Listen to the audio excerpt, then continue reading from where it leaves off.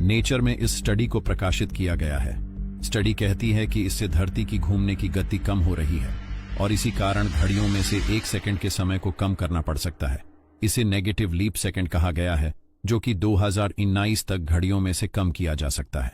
हमारा ग्रह बीते 6 साल के सबसे पावरफुल सोलर तूफान की चपेट में आ गया। इससे पृथ्वी के मैग्नेटिक फील्ड में बड़ा डिस्टर्बेंस पैदा हुआ।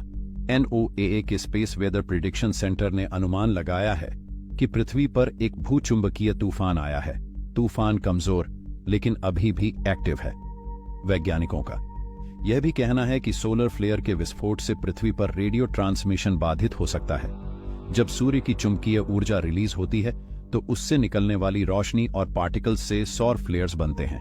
हमारे सौर मंडल में ये फ्लेयर्स अब तक के सबसे शक्तिशाली विस्फोट हैं, जिनमें अरबों हाइड्रोजन बमों की तुलना में ऊर्जा रिलीज होती है। सौर हवाएं सूर्य से निकलकर हर दिशा